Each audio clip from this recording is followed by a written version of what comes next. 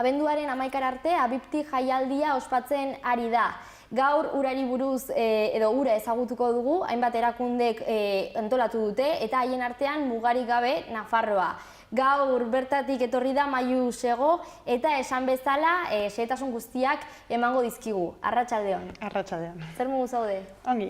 Ongi. Bai. Lan. Lan, bai. Ze gainera urrian hasi zen jaialdia, ez? Bai, berez jarduera gehienak azaroan egitenak gara, baina urrian zinema zikloa izan genuen eta abenduan beste jarduera bat. Gehienak orain. Bai, jaialdia, baina denet ekintzak dira arlo askotarikoak, ez? Bai, nahikoan hitza da. Berez badugu izan genuen zinema zikloa, tailerren bat ere badugu, hitzaldiak, kontzertuak, dantza, gastronomia ere badugu. Eta guztia Palestinari elkartasuna erakutsiz. Bai, berez jaialdi hau sortu zen, jaialdiaren ideia edo zikloaren ideia hobe esan da, sortu zen aurten, 2018an, Israelgo estatua sortu zenetik 50 urte betetzen direlako. Eta haiek deitzen dute, Palestinan deitzen dute Nakba, katastrofea da, ez, haien hizkuntzan. Eta hori pixkat hori gogoratzeko eta elkartasuna ere adierazteko. Izan ere, Abipti hitzak ere hor ikusi dezakegu, ez? Babes hori. Bai, Abiptik esan nahi du, femeninoan, Habibi da maitea eta Habibti ere maitea, femeninoan. Beraz hori, zikloaren izenburuak ere erakusten du pixka elkartasun horren asmoa.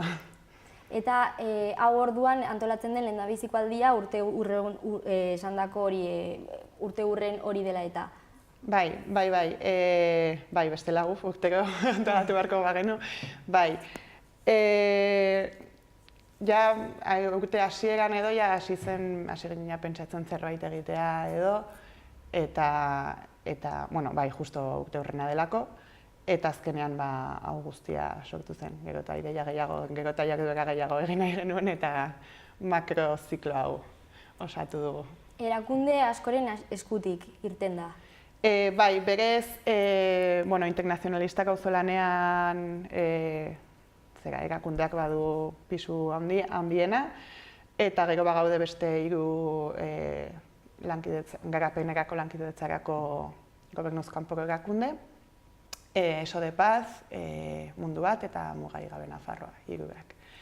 Eta, hau guztia egiteko, egin ala izateko, Nafarroako gobernuko eta Iruñeko udaleko diru laguntzak eskatu ziren.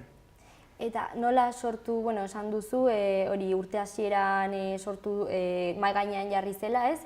Eta nola sortu zen sinergia edo zuen artean erakundeen arteko hori elkarlana? Galdera bitxia ez, erantzun bitxia edo.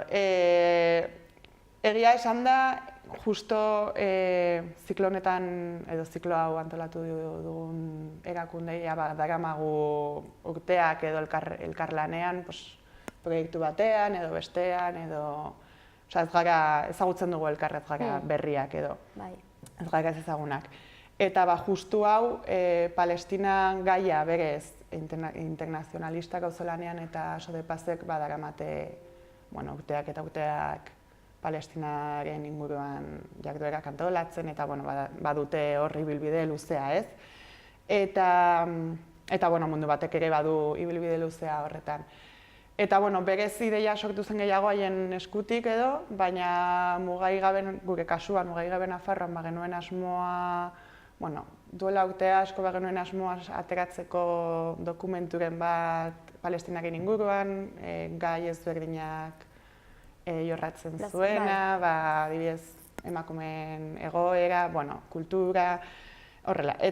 Eta hori egiteko, hitz egin genuen internazionalistak auzolaneanekoekin, eta horren ari justo ari ziren hau antolatzen, eta sartu ginen genulako asmoa, adibidez gaurko tailerra ere guk genuen interes berezia egiteko edo.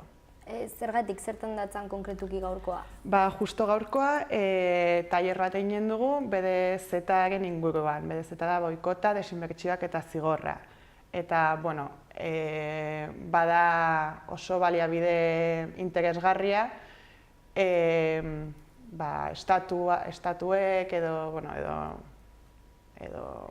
naziozko kanpoko estatuek edo instituzioek ez dituztenean giza eskubideak errespetatzen, gehiago urratzen dituztenean, guk sozietate zibilak dugun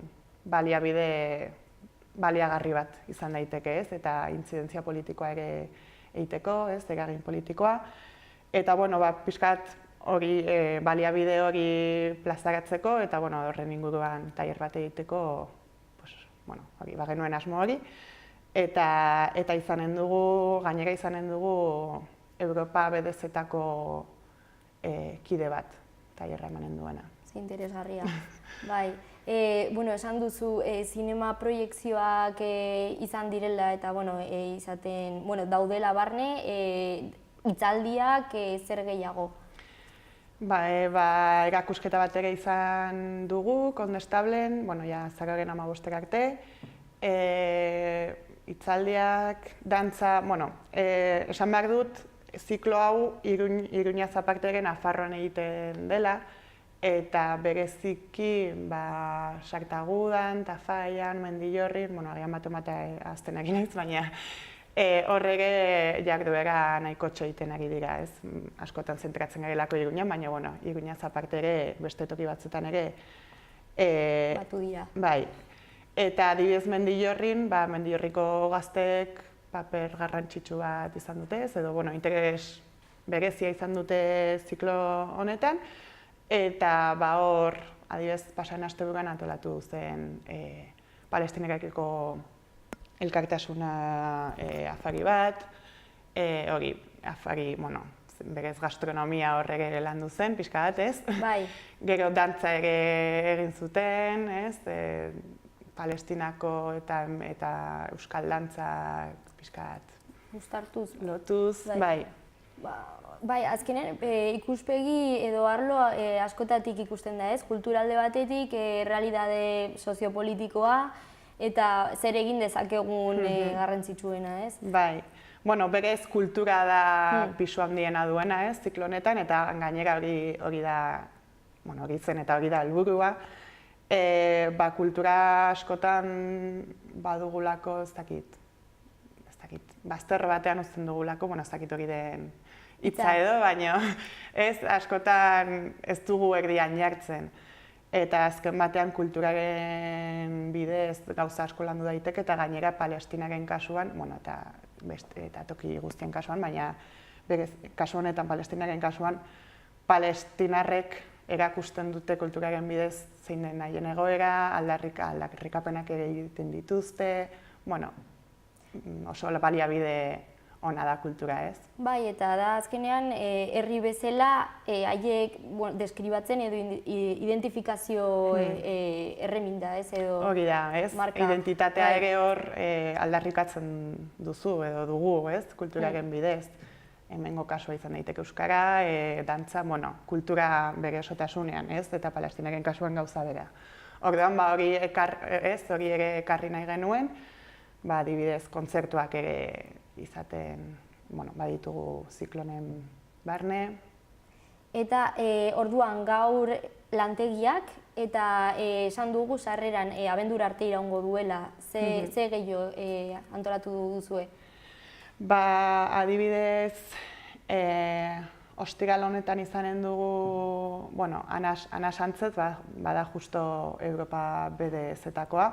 Bera ere parte hartuko du mai inguru batean. Eta hor, BDZ-aren inguruan ere hitz egin dute. Gero ere badugu kontzertu bat Tafallan, esan bezala ez da soilik Iruñan izanen. Eta, begiratu behar dut, baina... Bai, asko direla, bai. Bai, batzutan niri ere ahazten zaizkit, ez? Eta, bai, datorren astean izanen dugu Abu Mahmoud, ez dakit nola oskatzen den, baina Abu Mahmoud Eta nahiko, justa aipatu nahiko nuke bere kasua ez, nahiko berezia delako edo, ez dakit nola esan. Berak badituelako, ez dakit zehazki zenbat urte, baina 72 inguru edo, eta orduan ez berak bizi izan du Israelgo estatua sortu zenetik, bai. Ez, intifada guztiak, bizi izan du hori guztia. Jo, bai, nahiko gitarau potente, Bai. Bai. Barkatu, tendu dizut, ez? Segi, bai. Jarraitu nahi baldin baduzu eta gero komentatuko. Bai, nahiko potentea da, ez? Eta gainera, nik uste dut gauza guztiak antolatzen direnean, ez?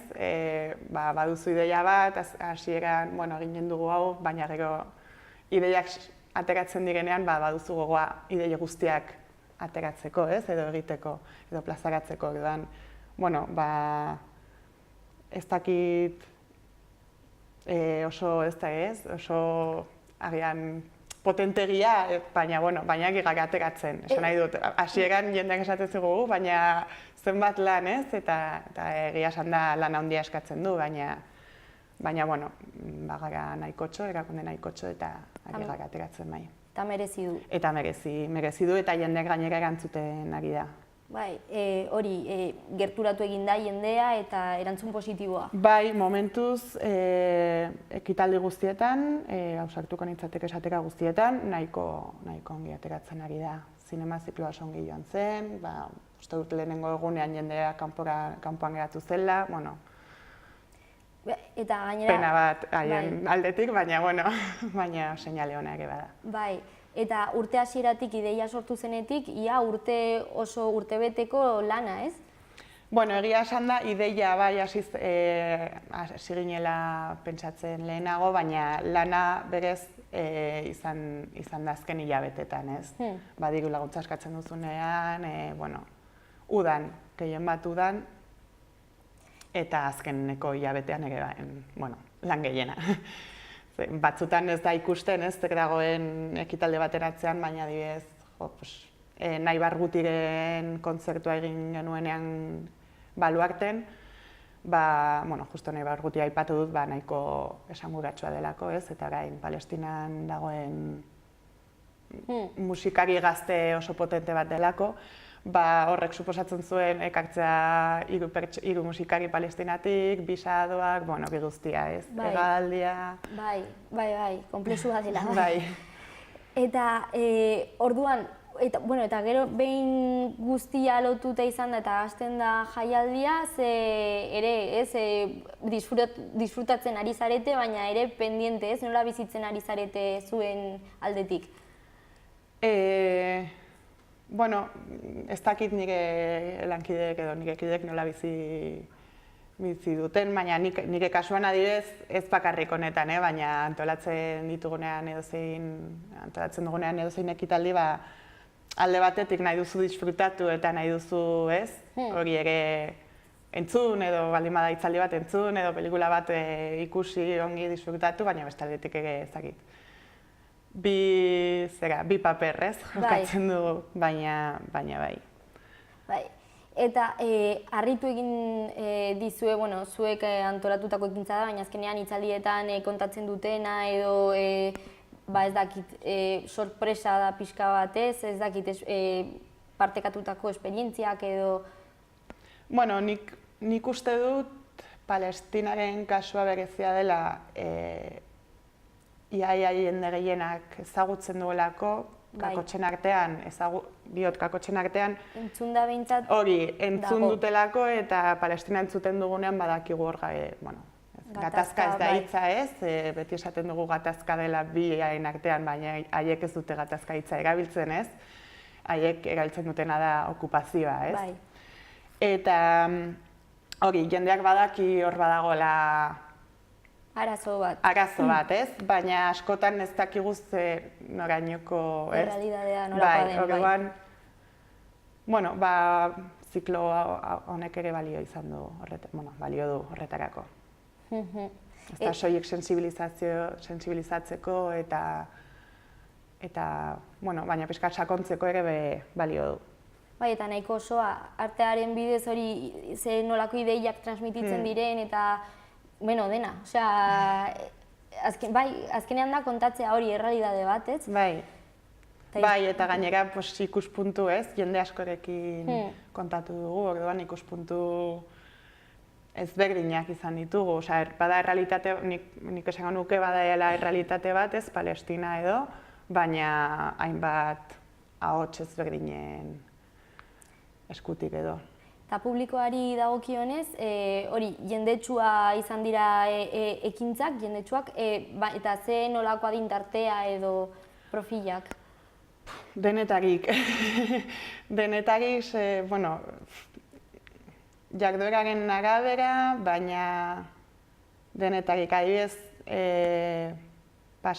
duela 2 aste egon ginen Nupen ere hitzaldi batzuk antolatu ditugu, hango irakasle batzuekin hitz egin da, eta adibidez duela 2 asteko hitzaldian gaztetxoak ziren, 18-19 urteko gazteak, justo karrerako lehenengo ikasturtekoak zirelako, baina ez datorren astean Abu Mahmudekin, gizon heldu honekin, egonen gara esperientzia gelan deitzen dena, ez? Hor, unibertsitatean bada, helduak direnak orduan izanen dugu, auskalo.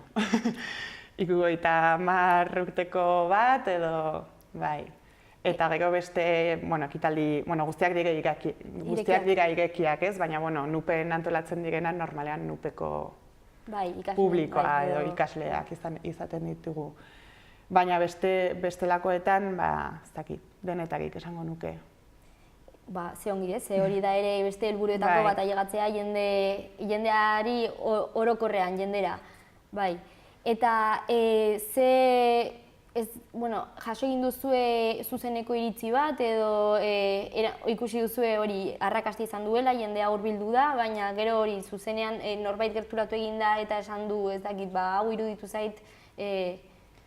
Hor esan beharko nuke ekitaldi, jarduera bakoitzean, adibidez ni egon naiz batzuetan, nire lankideak egon dela beste batzuetan, orduan falta zaigu ebaluaketa edo ikuspegi orokorra, ez? Pixkat gure balorazio guztiak batzea. Baina ez nire kasuan ekitaldi batzuetan hurbildu dela jendea eta galdetzera gero, Nupen hurbildu zirela ikasle batzuk hitzaldia bukatu genuenean, ez? Gero kanpoan galdera batzuk egitera, eta bai. Eta orduan, oraindik abenduaren 11 arte badago denbora disfrutatzeko. Hori, egitarau guztia, programa guztia, pentsatzen dut zuen webgunean ikusgai egongo dela. Bai, webgunean baino egin da blog bat, justo blog berezi bat, hau guztia zabaltzeko, bai. Eta bada oso simplea da, ez? palestinahabibti.wordpress.com. Eta hor agertzen dela egitarau osoa, horrege badago link bat argazkiak edo ikusteko, norbaitek nahi baldin badu egin ditugun jardueren argazkiak ikusi. Eta gaur lantegiak? Gaur lantegia. Irekia ere? Bai, irekia. Berez gure asmoa lortzen dugun, baina gure asmoa da, uste dugu BDZ-aren inguruan jende helduagoak edo badakila zer den edo, baina gure asmoa da jende gazten gana iristea, ez, lortzen dugun. Eta horregatik ere gaztetxean egitearen arrazoia. Momentuz lortzen ari zarete. Bai. Orduan, aurreikuspenak momentuz onak, ez? Bai, momentuz pozik, bai. Ze ordutan izango da hori gaur, gaztetxean? 6:00 barkatu, 6:00, bai. 6:00, ekintza asko direla, bai. Batzutan nik neuk ere begiratu behar dut non ez baina zeinok dutan edo bai. Bai, normal. Bai, eta lan ez gainezka eta bai. Bai, banatzen ditugu, ez, jarduerak, baina lana banatzen dugu, baina bai. Bai, mil esker Maiu etortzeagatik. Zuei, aukera mateagatik. Eta jarraituko dugu programa. Bai, eskerrik asko. Hurrengora arte.